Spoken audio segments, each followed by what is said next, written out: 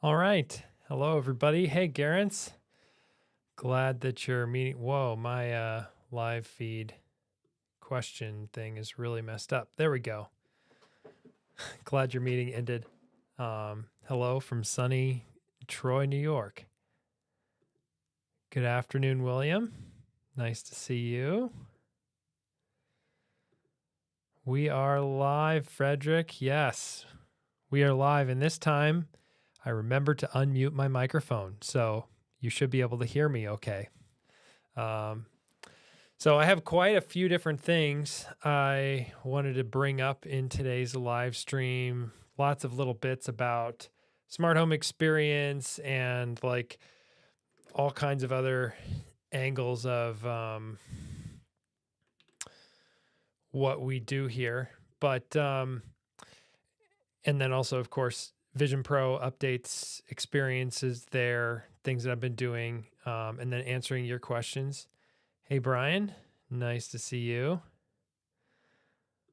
Lubos, I hope I'm saying your name right. Great to see you here. Martin hello from Houston, Texas. I used to work for a company in Houston, Texas. It's a great city. Hey, Scott. Oh, yes. I don't know. Yeah. I am monetizing my streams now. If you have feedback for that, let me know. I want a good experience for you guys, but obviously like playing ads on YouTube is helpful for YouTube and myself. So best HomeKit thermostat, LEM PRP wet. Oh yes, it's quick. Hi Graham, good evening from the UK. Yeah, thanks for joining us from across the pond. Oh, good. Thank you, Doug. Video and audio are excellent. Yeah, so back to LEM PRP Wet's question about best HomeKit thermostat for 1,000 square feet. I think the 1,000 square feet probably depends more on the hardware you're actually using to do the heating and the cooling. I think as far as smart thermostats go, right now my favorite is Ecobee, as far as they integrate natively with Apple Home, and it's just a nice display on the wall. It does require a C wire or a common wire to power it, which most smart thermostats do. Before that, I was on a Nest thermostat. Some Nest thermostats do not require a common wire.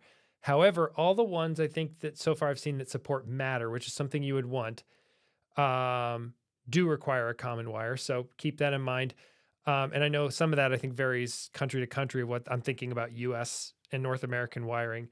But I really like the industrial design of the Nests. Just that circle on the wall looks really cool. So I think either Nest or Ecobee are good.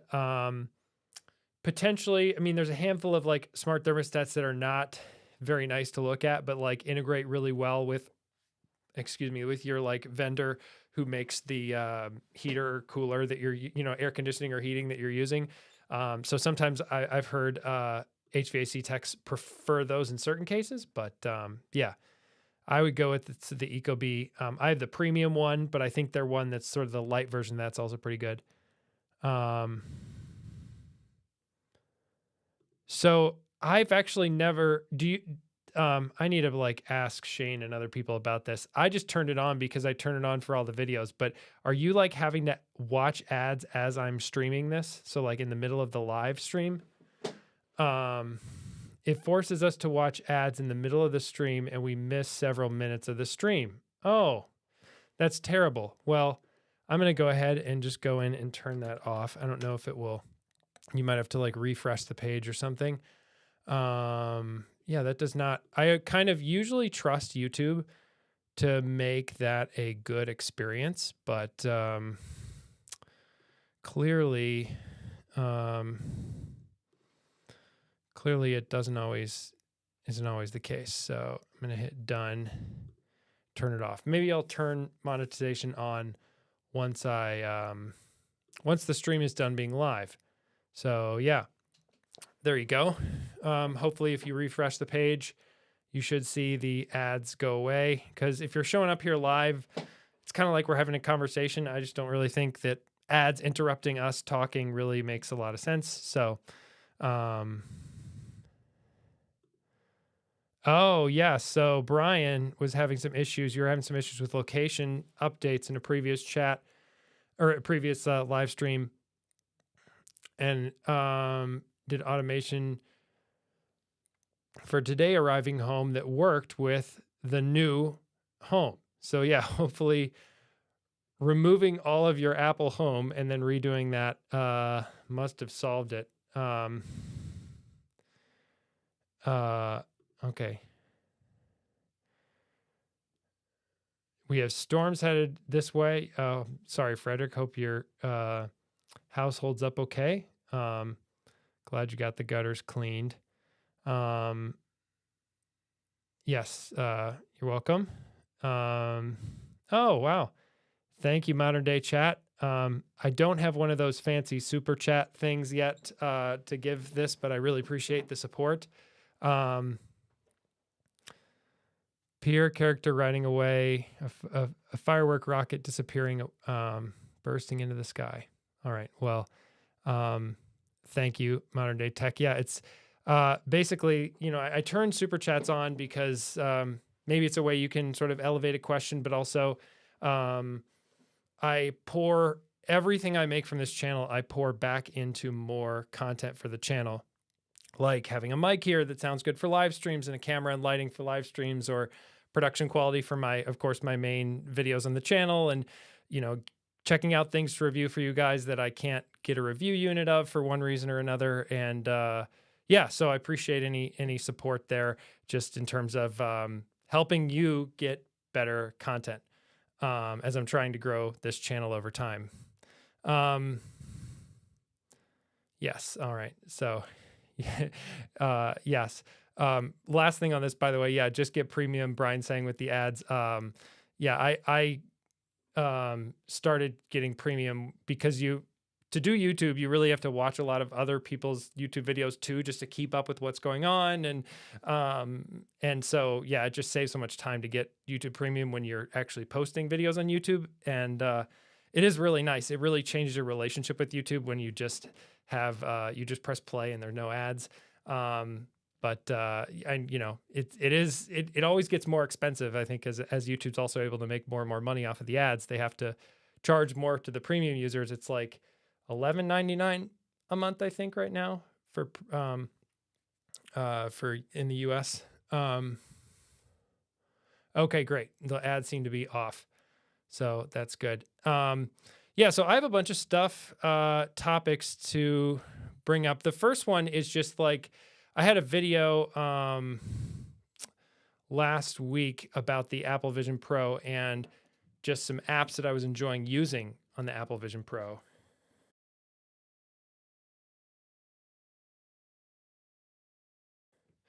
Muted there so you don't have to hear me slurp my coffee.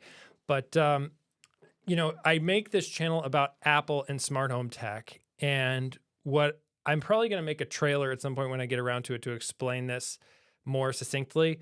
But I just wanted to clarify to you all, as sort of a active core part of my, like you guys are the true fans showing up here to the live stream. The way I view this channel, at least, is that there's, I talk about Apple and smart home tech. And some videos will be more about Apple and less about smart home tech. So they might be about some new Apple thing, product Apple release that's like, the Apple Vision Pro is so big in terms of its scope, and it does tie into how you use Apple tech in your home and things. And I start out by talking about the home app. So there is like a smart home connection, but it's mostly just an Apple video and less a smart home video. The video I'm potentially going to publish this weekend, depending on how my schedule goes, that is more of a true Apple and smart home tech video. But then there are other ones that are more like a just smart home video. So if I do something on, let's say, a Sonos speaker or some kind of an automation hub that maybe works with Apple Home, but you don't have to use it with Apple Home, there's some things there that are more smart home tech. And so ideally I'd like to, sort of, as I'm making content, introduce the Apple power users finding my channel to, hey, you can use all of your Apple power user knowledge on automation and things to make a really nice smart home. And then all the smart home tech folks who are coming in for the smart home tech side, maybe like a Sonos speaker, realize, oh, wait, it's actually really nice if I use Apple Home and run my home with an iPhone and everything. So, yeah, just two sides to that. And you'll see certain videos veer off in either direction. And maybe as I make more content over time, things will be more in one direction or another for particular videos or streams or whatever. But just because you see, I mean, I know you probably see a lot of creators doing Apple Vision Pro content right now, but just because you see me doing that doesn't mean that I'm somehow trying to like leave the smart home tech part away or go move away from that. I mean, I definitely want to grow what I cover over time, but like it's still always going to be coming back to that core of like Apple and smart home tech. So, yes. Have you tried out the other strap for Apple Vision Pro? Yeah. So last week when I've actually been at about a week with Apple Vision Pro now. I got it at 1:30 p.m. from UPS last week before our stream at 2:30. So at that point, I was wearing the single loop. Now I've pretty much 100% changed to the dual loop band. And later on, I want to show you guys in the stream, we'll do another sort of like streaming from my Apple Vision Pro to the live stream and play a game that I actually think is really fun. And it's not Fruit Ninja, but it's another one. Fruit Ninja is very fun, but we'll do it. Anyways, I'll show you that later in the stream. But I'm almost 100% on the dual loop strap. Now, the face shield part of it. So here's my Apple Vision Pro. The light shield, and then the light shield cover here. There's like two different depths of this, and it was telling me to use the thicker one. I don't like the thicker one in terms of the fit, but I've gotten it to a point where I think it's okay. Like I've gotten used to it, but if it's telling me it's gonna damage my eyes to use the thinner one, like it's way more expensive than several $1,000s to damage my vision. So, yeah, I just rather keep my eyes even, or at least reduce the risk of eye damage from VR. But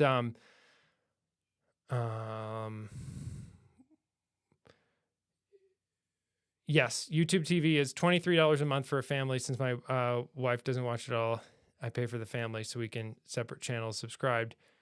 Yeah, cancel TV, pay for YouTube. Interesting concept there, Doug. I agree. I watch YouTube probably more than standard TV. I'll occasionally pay for a month or two of regular TV on like YouTube TV just to watch things like this weekend. Here in the States, we have the Super Bowl, which is a big thing to watch. I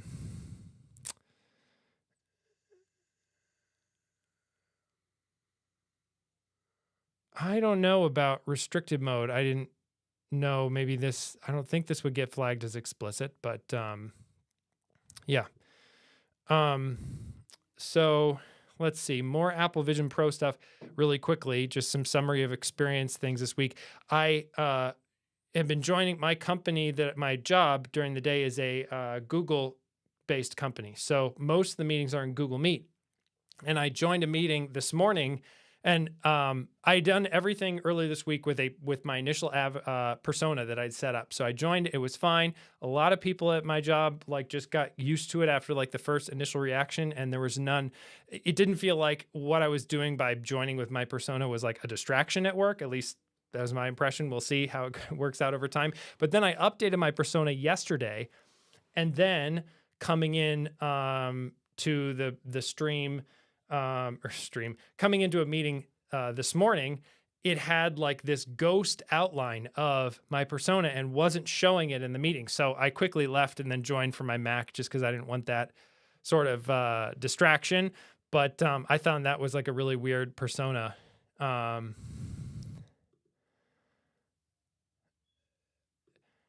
Didn't know you were a Taylor fan. Oh, yeah, I don't know. I guess you guys are talking about my paying for YouTube TV. Yeah, it is a pretty cool way to watch regular TV if you haven't tried it. And if you're used to YouTube for watching videos and you do like watching TV, there's a lot of like common UI elements and stuff that you might find sort of you're just used to, because if you're used to YouTube. But if you're more used to like a traditional way to watch TV on like a cable box, then it might be a little bit unusual. Um, yeah, I think moving on from Apple Vision Pro, we'll get back to it. But the last thing on Apple Vision Pro before we move on is there's the IMAX app on Apple Vision Pro. And the description of the app in the App Store lists that it's like show times and trailers. And at first I saw that, I thought, that doesn't sound like fun. But I actually downloaded it, and the IMAX app when you're on Vision Pro is actually a way to watch full-scale IMAX movies like you see at your like a science museum that you might go to. And they only have a few titles in there right now, but I think it's really cool to be able to go to those. I was a big nerd as a kid growing up, and I loved going to the Science Museum or other museums over time, and like seeing those IMAX films in those big IMAX theaters, and it's a not IMAX as in like what you get at your local movie theater for a sort of a cinematic story, but like the documentary forms of IMAX. I loved like ones about ocean exploration, and there's one as I got older on as they were just starting to make the Boeing 787 plane. That was really cool. And so yeah, there's one on like our beautiful planet or whatever on Apple Vision Pro. I haven't watched through the whole thing, but it follows like a team going into space. And then there's three of them. One of them you have to pay $5 to rent. I haven't done that, but there's a couple of them available for free. So I haven't gone through the whole list, but it's really cool how in Apple Vision Pro they've built like this like IMAX theater that kind of feels like one of those IMAX theaters you go to in a science museum, and you look both ways and you see like the IMAX logo on the side of the walls and stuff. I would show it here on YouTube, but I think it would probably get the channel flagged for a copyright violation, so I won't show it. But very cool thing if you happen to have Apple Vision Pro or have a friend who does. Check out the IMAX app if you're into those kind of movies. Yeah, Direct TV Stream. I've tried that. I haven't loved their software as much, but could also be a great way to log into to watch TV and something like the Super Bowl. So let's see this. The big thing that I wanted to mention, I mentioned in the title of this, which is Apple's sort of gradual moves towards this homeOS concept. And it's been like kind of a glacial pace is what it seems like from the outside. But, there's, as this article mentioned in 2021, there were some openings for jobs that Apple posted around going to work for Apple to work on homeOS. And then, it seems like that the HomePods and other things have been using some sort of special version of tvOS. And I think Apple's HomePods and other stuff have kind of been caught between multiple different software systems. And I would love, I think if they do homeOS, it would be kind of a marketing thing to around some kind of a HomePod with a display. And I just cannot wait for them to hopefully do that. It's been rumored for a while, as early as 2024 is what Mark Gurman has been saying. Here it actually says that here in the article too. So we'll see if and when a HomePod with a display actually comes, but because people are seeing the SharePlay stuff in 17.4, and some of that has references to the HomeOS code, I think Mac Rumors is therefore inferring, well, maybe a HomePod with a display or HomeOS is just on the horizon. Maybe with like a March event. I don't have any inside information or rumors, but I'm just kind of going off of what rumors are reported, what I've read, and sort of just, you can sort of look at what Apple does historically and pick up on a lot of patterns of what they would probably do.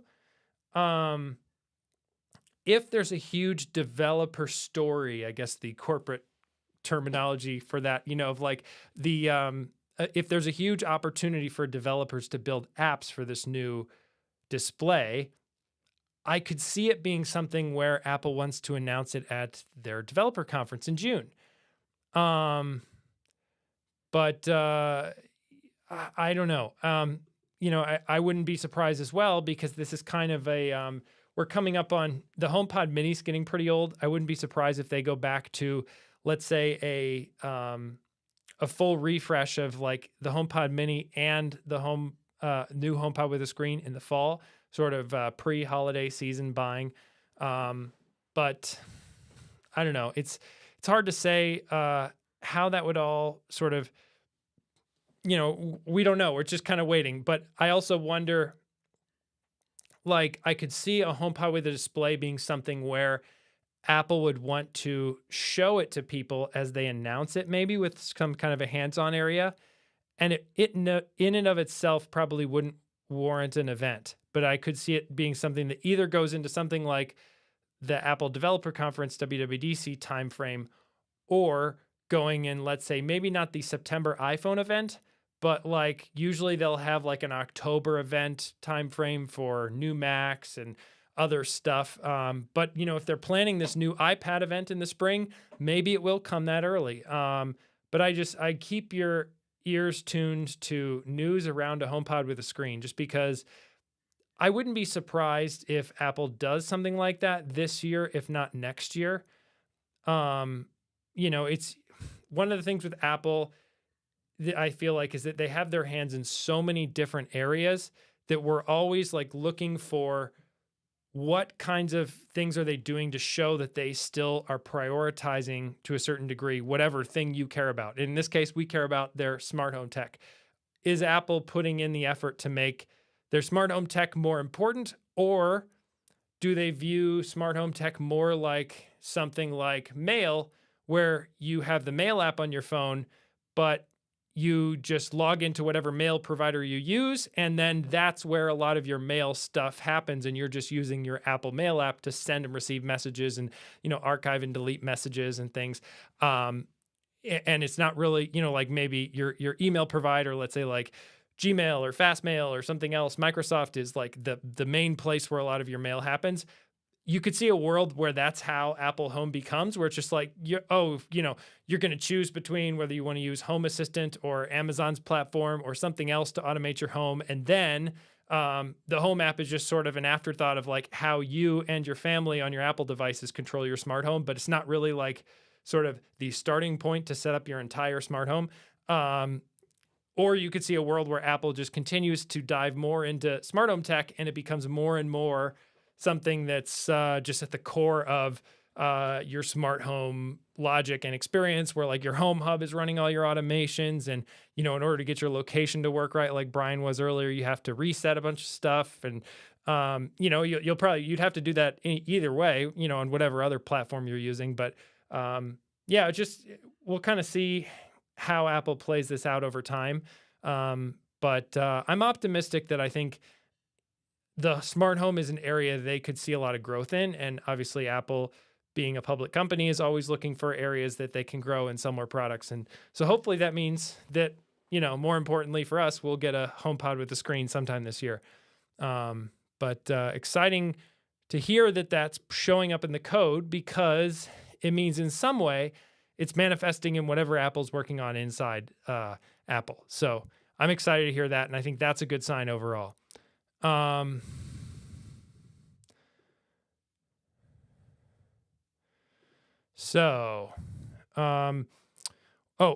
Another Vision Pro thing. I'm sorry, I keep going back to that, but there's one other thing I forgot to mention with that earlier. My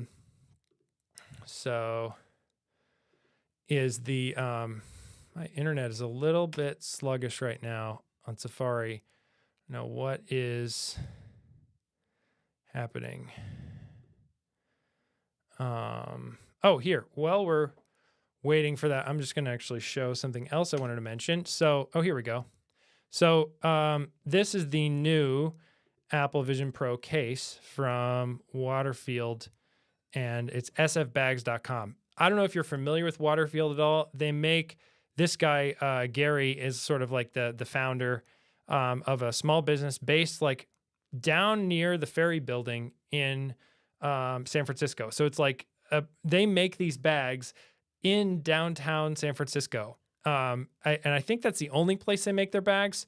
I might be mistaken at that, but a very cool company. And they make a lot of great bags for carrying tech sort of gear. My day to day, like if I have to go to the office, like briefcase is a Waterfield bag that I've had this for a number of years and it's held up great. They also, one of their trademarks for a lot of their bags, they have a bright color on the inside. Here I can go to the actual, whoops. I was going to switch to my other camera, but here. Yeah, they have a bright color on the inside so you can see everything.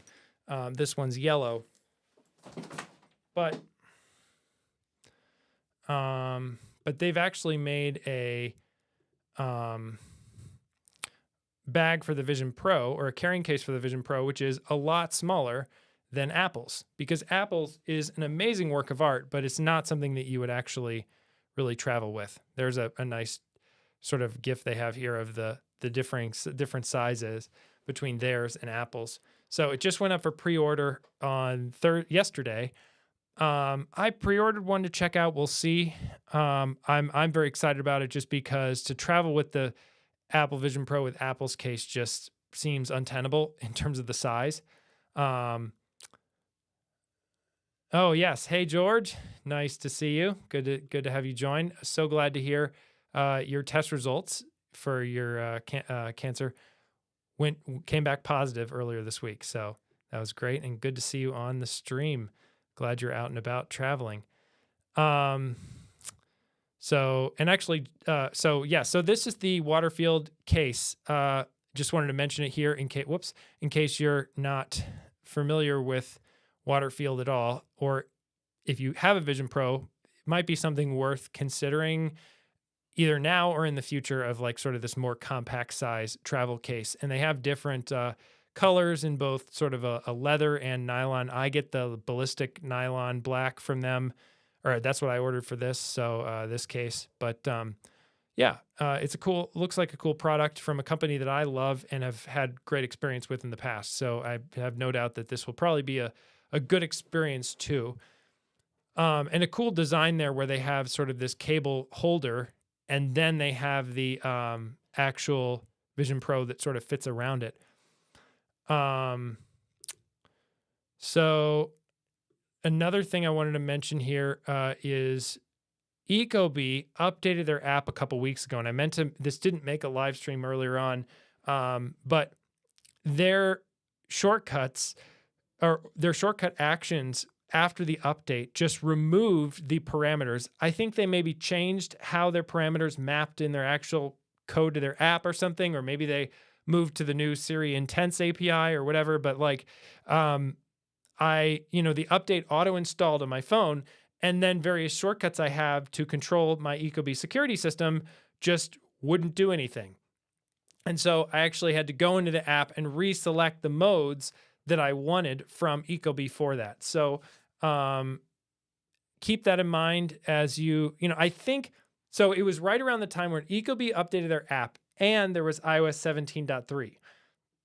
I'm pretty confident that this was because of Ecobee, but maybe it's also alternatively because of iOS 17.3. But just keep that in mind as you're using shortcuts. If you have shortcuts that suddenly don't work, and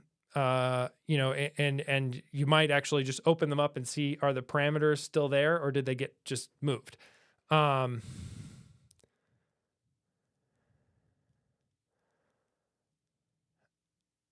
So how do you, just catching up on the comments here in the chat. Let's see. So another big piece of news that I wanted to call out here is Eve finally launched their Eve outlets. Now, I've been emailing back and forth with my contacts at Eve, met with them at CES. They, something got mixed up and they actually never sent me my Eve outlet to check out for you guys. So that'll be coming soon and I'll let you know what I think about it, probably here on the live stream. I do like sort of where Eve is going with these products that are Eve Energy, where they have energy monitoring built in, which can be really nice to sort of look at the data and try and save money on your energy costs. But also, just like the Eve light switch, this has local automation, so you can trigger a schedule that'll just run on the outlet itself. It doesn't need any kind of smart home platform to do that. And it's also pretty aggressively priced. At $50 for an outlet, you get 2 smart plugs. Now you do have to wire it into your, into an outlet, but that's not a very hard, usually not a very hard wiring setup. And then, you get those smart plugs, and for Eve, it's pretty cost competitive. I think their Eve Energy smart plug itself is like $30, $40. Yeah. So $40 for one Eve Energy, and then $50 for an outlet that gives you 2. So, pretty good deal there for Eve products, and it's built on Thread, works with Matter.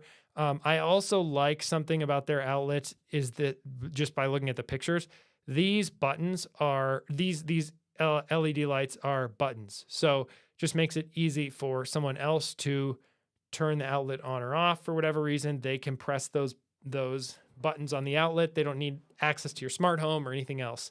We wish Eve would update their 3-plug extension cord to be Matter based. I know some of their products are just limited by the hardware and the radios they shipped in them, and whether they can support Matter or not. This is their Eve Energy strip, which does not support Matter. I've actually not used this myself, but it's another one of those Eve Energy products. They seem really committed to this line of terms of like Eve Energy. I've not heard anything about if they're going to update this strip at any time, but I wouldn't be surprised if they do. And I think Maris actually also has a power strip like this, where you can get multiple smart plug outlets inside of a surge protector type form factor. Oh no, sorry to hear, Robert, that you've been not having a good experience with Eve recently.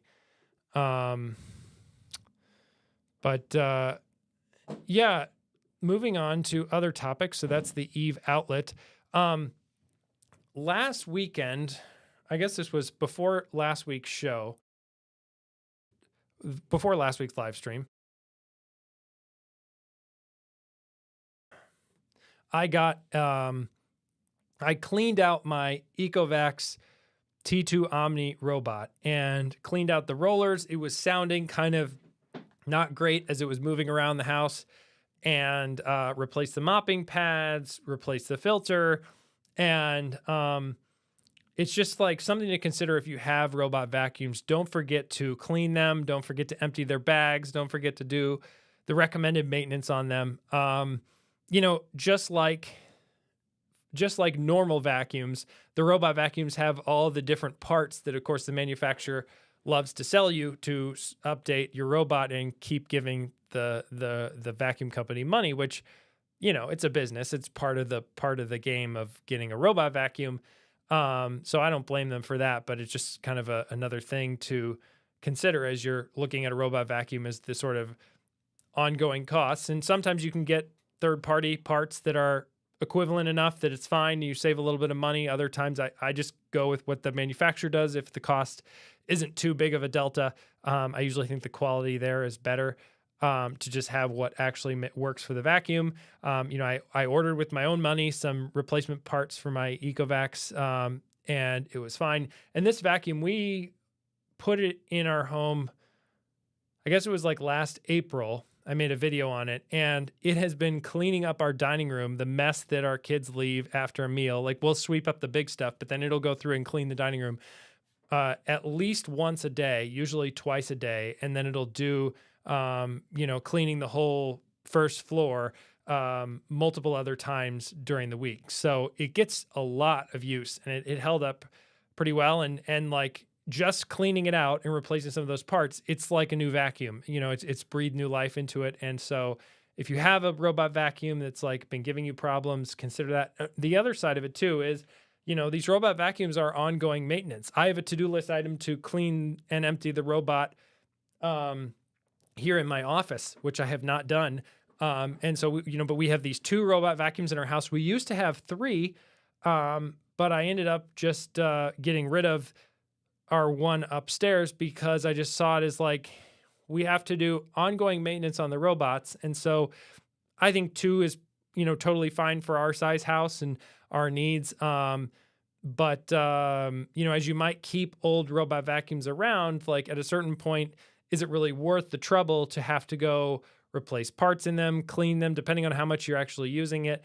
And then, it's taking up space and energy in your home. So I'm very much pro getting multiple robot vacuums and having them dedicated to a particular area, but just balancing that with what do you spend money on in terms of the ongoing upkeep of the robot.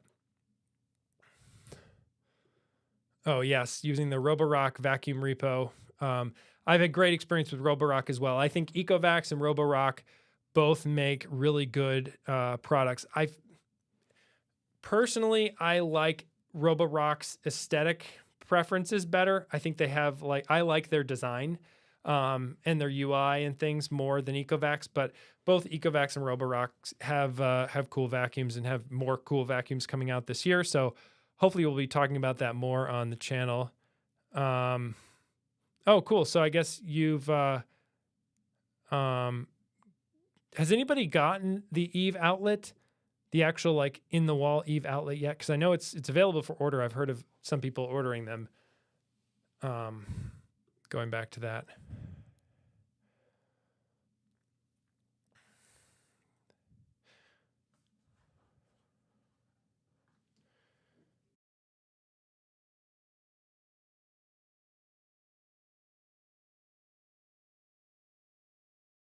I know there's a little bit of delay in the chat. So, in terms of when I say something and you see it. So, I'll see if those messages come in around the Eve outlet. I don't think anybody's gotten it, but one other product I wanted to talk about here is the Aqara door sensor. So I was sent one of these by Aqara, and then I went out recently and bought one of them with my own money for another door I'm doing some automation on. And one thing you may or may not have realized that I didn't realize on the first one I did of these is the Matter code is in the manual. So on the actual door sensor, they have the numbers for the Matter code, and you can add it to Apple Home or wherever else by manually entering those numbers, which is what I did. But you can also just scan the code as it's on the manual, and then that works. But it was in the box, and I didn't take it out and didn't realize that, oh yeah, turns out I can just scan this code. So if you get one of these Aqara door sensors, which I think work really well, they're kind of like my current favorite door and window sensor. They don't need Aqara's hub. They just work directly with Apple Home or whatever else is compatible with Matter. They use Thread, so you need a Thread border router, an Apple Home hub kind of a situation. But yeah, definitely something to consider. But if you do, the code is on the manual. Okay, so William has ordered a few outlets. Oh, you're testing it for review as we speak, George. Great. I'm looking forward to hearing that. And not the slightest bit jealous that I somehow got missed on that list. Oh boy. Yes, I think you should share your thoughts, Brian. That would be great. I think, it used to be back in the day, free iPods were like the incentive giveaway for different things. Obviously, an Apple Vision Pro is much more expensive, but I wouldn't be surprised if certain companies go with that as win a Apple Vision Pro if you do this. And probably social media giveaways too.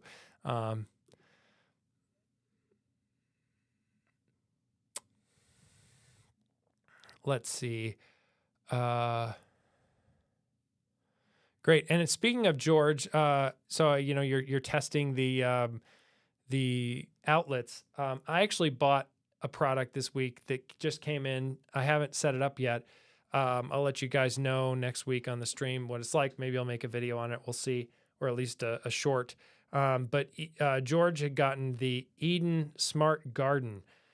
which the light is Apple Home compatible, and then you can put a bunch of plants in it. Let me pull up the web page so you guys can see what I'm talking about. This is so I have always wanted to have plants in my office that I can grow without a lot of sunlight in here, and just having that sort of taking out the CO2 in my office and putting in oxygen and all the good stuff that plants do.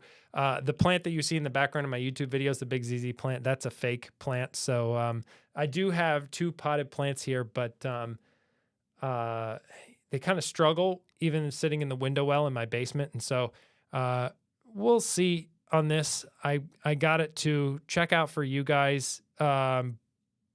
But this was more of a personal purchase than actually like a something for the channel, but I'll probably talk about it here if it's interesting.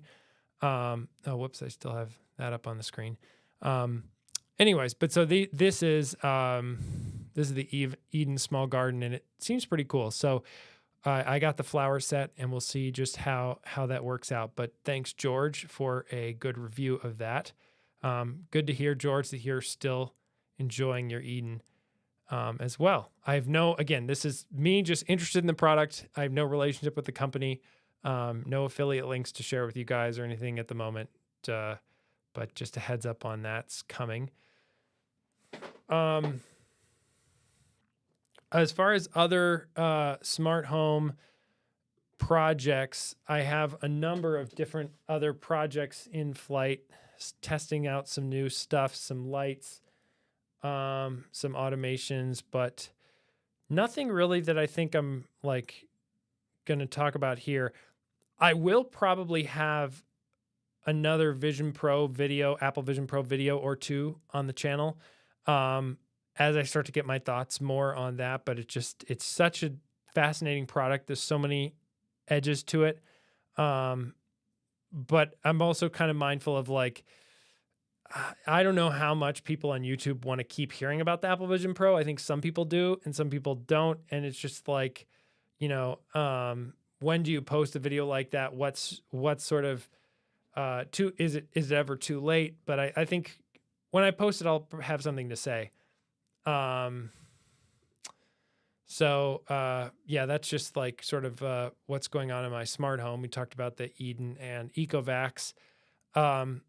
I want to show you guys something cool that I love on Apple Vision Pro. So let me go ahead and close this out.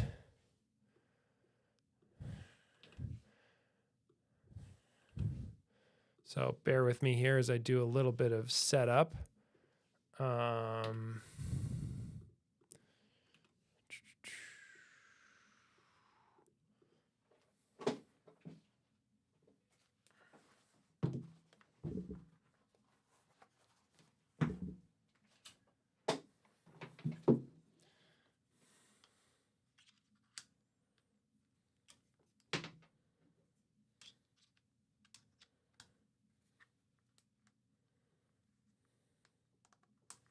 There we go.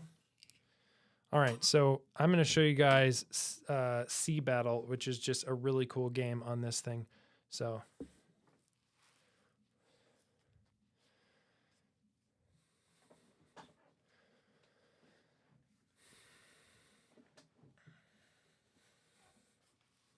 while this is booting up, are there any other questions I can answer in the chat?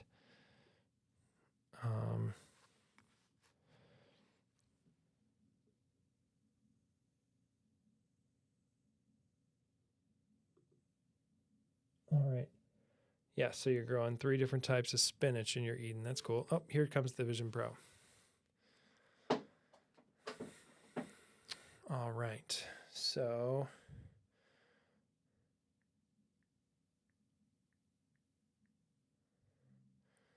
go ahead and air.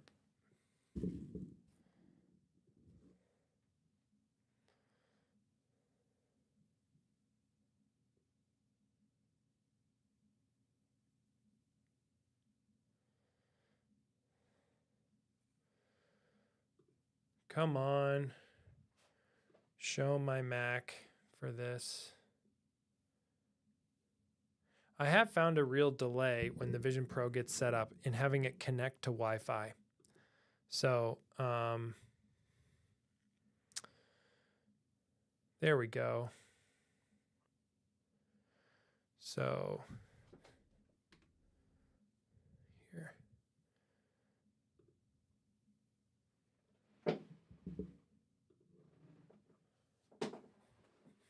There we go. Okay. So now in just a second, you should see I should have had this transition more ironed out for you. There we go. Control center. Oh, great. I just opened the mindfulness app, which is not what I wanted to do right now. Quit. Okay. So let's do game room. Hopefully you can see this. This worked last week.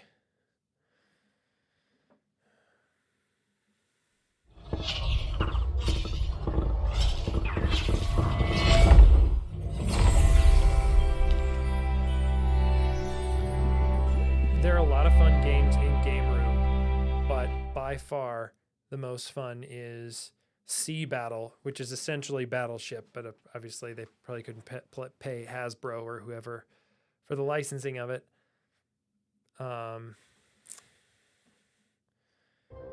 And there is something so satisfying about playing this game and firing a toy missile with your fingers. So bring this closer in. I'm gonna place my ships here.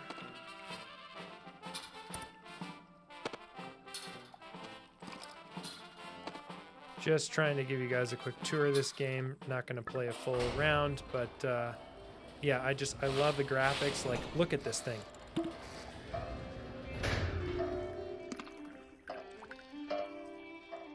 And then, yeah, I just pinch my fingers and it fires that little toy missile. And then they choose when they want to hit. Hopefully you can see someone get a hit. They'll probably hit me first. I'm not very good at this game.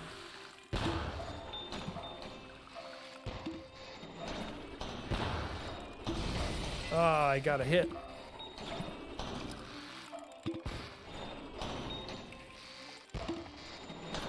But just like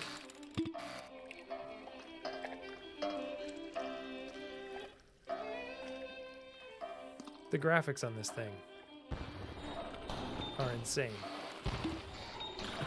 And so it's a great little quick game just to, you know, I should be working on getting this ship here that I... Oh, they hit me. You saw that. Oh, I got it. Hit a ship.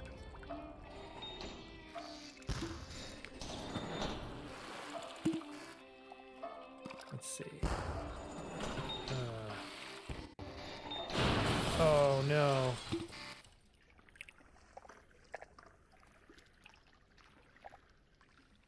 Yeah, anyways, enough on that. I just... a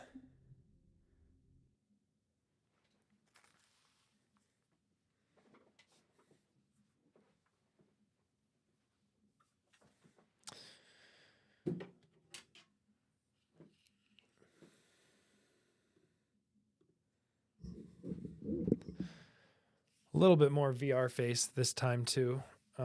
Still working on that, but I think that game is so much fun.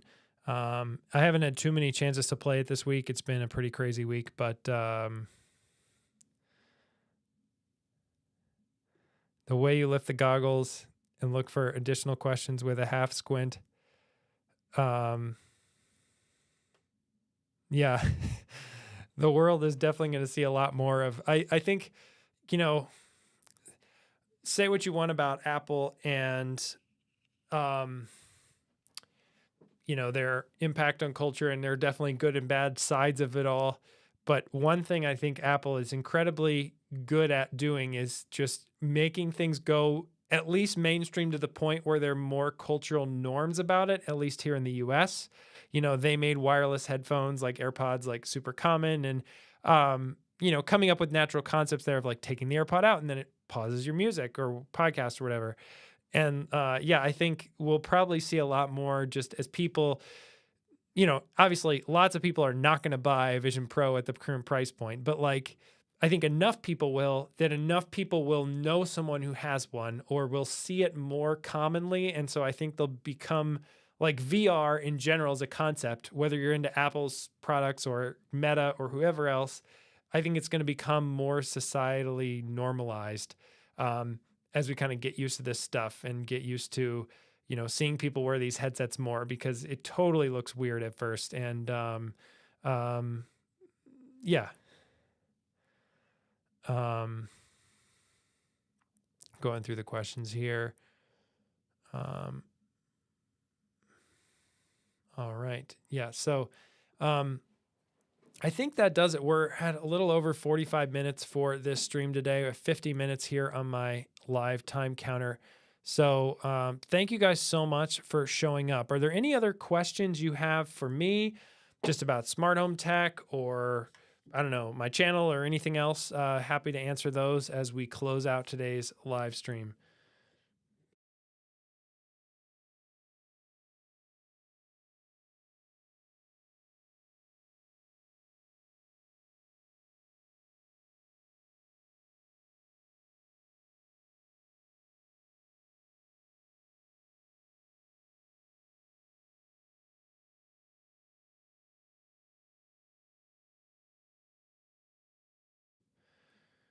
Back to a point earlier that Clay was mentioning, I just want to add something on maybe if you guys are thinking of questions, but there's a, oops, I meant to the wrong here. I want to go to, there we go. So I subscribe to Ben Thompson at Stratechery. He has incredibly good paid content. And he also has incredibly good free articles if you're not quite up for paying for his newsletter and series of podcasts. But one of the things he was mentioning in some of his covers of the Apple Vision Pro, which I could see, is sort of like the benefit of using it in an open office. So for those of us who have to go to offices where you're just sitting at a desk and there are people all around you, when you're trying to get some isolated time to focus, just using Apple Vision Pro to block that out. Similar to how when I'm working from home, I know when a context shift between task A and task B, I can do task B in Yosemite and it feels way different. And I can do that right away without having to physically go to another location. So how do you sync Aqara FP2 and HomeKit? So Aqara sorry, just quickly changing topic here to question. So Aqara FP2 goes into HomeKit. There's a HomeKit code on the back, so you can add it straight into HomeKit from the actual sensor. And then I think that's really the main way to add it to HomeKit. You also want to add it to the Aqara app though, because it's been a while since I've set one of those up. It was like November I've done it twice, and the last time was November. But then inside the Aqara app, you get software updates and you get way more customization for that sensor about where it picks up and how it picks up different things and how it exposes itself to other smart home apps and stuff. So yeah, I think, but there's a HomeKit code on the sensor itself. So you should just be able to scan that and then add it into your Apple Home. Sometimes as well, there might be just an option in the Aqara app under the settings. You could potentially add it that way too. So let's see.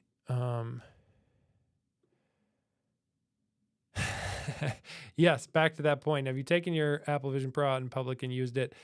No, I have not. I don't go out in public too much anymore to do work. So I don't, I used to work a lot at like co-working space or a coffee shop or things like that. I don't do that very much anymore. In part because my job as of a couple of years ago through, today, my job involves a lot more going to meetings than it used to before, when I was just like thinking about a hard software problem and writing a solution to it. Then it was easier to go out somewhere, but I don't love being that guy like talking in meetings out in public if I don't have to be. I think it's totally fine. I mean, people have to do what they have to do, like, but it's just I don't get personally as much benefit from taking a meeting in a coffee shop than I do of like thinking creatively about whatever thing I'm trying to build or solve or do. So, yeah, I haven't had the occasion to use it in a public yet, but I think the places I would do it is like an airplane or a train or things like that, and I haven't had any need to do that kind of travel recently. So, um, yes, being in a 3D world while playing a game, I think could be pretty cool. Um, so Alex Lindsay, who's a regular host on Mac Break Weekly, which is one of Leo Laporte's podcasts, he has a fascinating history in video production, and he was talking about something which I agree with, which is I actually find some of, like I was mentioning the IMAX app earlier, IMAX and especially Apple's immersive video samples. I find those way more engaging than something like the standard 16 by 9 or 21 by whatever cinematic movie, even if that's in 3D and in a cool setting. Um, there's just so much letterboxed around that experience that it's nice and it's cool that it feels like you're looking at a big screen. But having something like with the IMAX app, you can change your seat so you're sitting a little closer to the screen. And I just love that because or then especially Apple's, Apple has some sample content where you're just surrounded by screen. And I just think that's so cool. And like the rhinoceros one, and they have one about the dinosaurs. Like, I cannot wait for more content like that to come out, because that I think is just a real unique experience that you can't have anywhere else. But I will say, I've watched some content on Apple Vision Pro, but most of the time, like I've watched a little bit as well of the Apple TV Plus show that's recently out. I can't remember what it's called, but Masters of the Air, maybe. It's like the one where they do the B-24 bombers or B-17 bombers, and they're going over to Germany, and it's World War II setting. Fascinating series. I've just watched the first episode this week on Apple Vision Pro, partially off Apple Vision Pro and partially on. I think it's a really cool show, and like you can, for some of the for some content like that or any other movie, you can pull the screen kind of close to you, and then you get sort of that more immersive feeling, even though it's still just a widescreen video.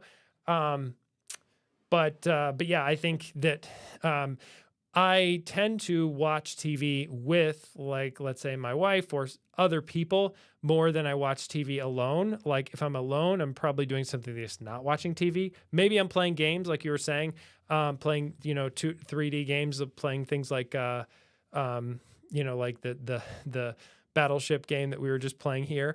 But like, I just it's made me wish that I had some kind of a home theater environment, or it's made me see the value of having some kind of a home theater environment that's more than just a big screen TV. And it's also coinciding with potentially some videos I'll be able to make soon around that, with companies providing me with some gear to check out for stuff like that on the channel here. So stay tuned for that coming, hopefully in the future. We'll see. Sometimes those things, there's emails sent back and forth and then they fall through. But sometimes they work out. So we'll see what happens there. But potentially excited about talking with you guys more about, maybe you want to take Vision Pro level money or a little bit less than that and make a home theater style setup for yourself, so that you and other people in your home can, watch the big movie or big game or whatever on a big screen. Because yeah, I see the immersiveness of Apple Vision Pro, and then I just don't want to. Yeah, it's definitely some Masters of the Air fans here. Hello from Darwin, England. Great to see you, Les. Question. I use Apple HomeKit, but supported by Home Assistant to include Tuya devices. Do I use any Tuya devices? No. I have started playing with Home Assistant. I have Home Assistant here. Kind of like Apple Vision Pro, Home Assistant is a massive topic. I think in a way, kind of like Apple Vision Pro, it could potentially be the thing that we look back on in 5 years and it has completely transformed how smart home tech as a whole is done. In terms of like so much of stuff just being a layer on top of Home Assistant running everything behind the scenes. You know, where like more technical minded people could like use just straight Home Assistant, but then other people might use something that sort of is a layer on top of that. And so you might not realize you have Home Assistant, or you might realize it but not really use it much. I don't know. I'm optimistic on what the future holds for Home Assistant, but it just it's a very slow moving thing in my home to get a hand on how to use it, what to use it, how to talk about it authoritatively, because I just don't know enough to talk about it. But yes, Delin Steyerwalt, I don't know if I'm saying his name right. He had a video recently where he talked about how he uses, it used to be Delin Tech was his old channel name. He had a video recently on using Home Assistant with Apple Home, and I found that interesting to watch. I don't know if I can dig that video up right now, but yeah, I would check out that. Let me see if I can, I'll dig that up and put it in the chat really quick. Let's see. Going through my YouTube history here, which is not necessarily something I want to screen share.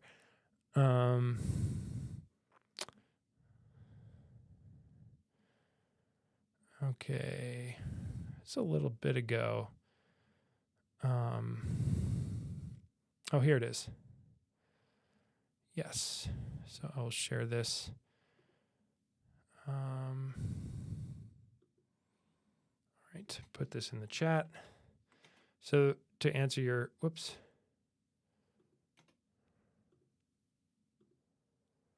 To answer your question, that is some good thoughts on Home Assistant, and I will hopefully have more in the future.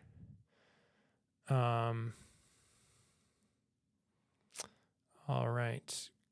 My wife and I are, my wife is not really a smart home person like my wife. Right now, I'm trying to get her into it. The one thing that she actually would like is a smart vacuum and mop. What do you recommend? Oh man, this is a lot of pressure. I would say, so it depends on how much money you're willing to spend. But I will say, as far as a benefit of something your significant other would probably really enjoy, you, William, or whoever else is watching in a similar situation, my wife loves our robot vacuum in terms of she uses it and controls it all the time. So it is, I think, a worthwhile investment. That said, a lot of the robot vacuum industry seems to follow the Tim Cook strategy of depreciation. And by that, I mean where you've probably seen this with Apple products, right? Where they'll like continue to sell last year or 2 years ago product, and they'll put it at a lower price. And the mopping stuff is nice, but I think the mopping stuff really took a turn for the better at some point last year. And so if you want to get a robot that does a good job mopping, you're immediately looking at probably north of $1,000, which can be pretty expensive, you know, may or may not be an expensive investment for you. But I think that to get a good, now, I mean, Eufy has the X10 Omni, which I think just came out. I have loved Eufy's vacuums in a lot of ways. I haven't been very impressed with their mapping capabilities, especially when it compares to Ecovacs and Roborock. I haven't tried anything from Roomba.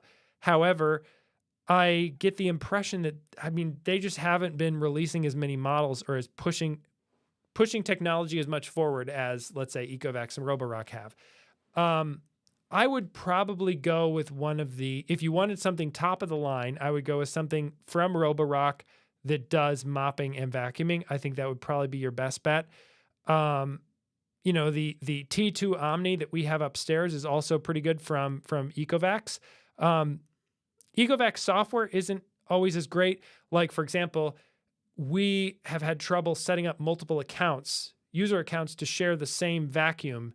So what I did is I just shared my wife my login in 1Password for Ecovacs, and so she just logs into the same account as me in her app on her phone, and that works fine.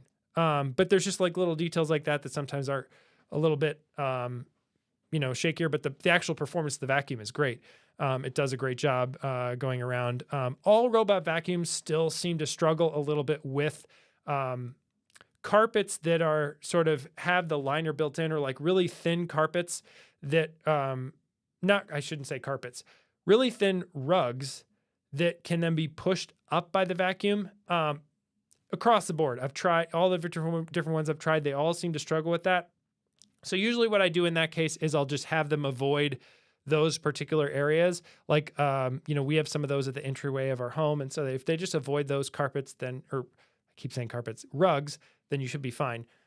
That's all that said though.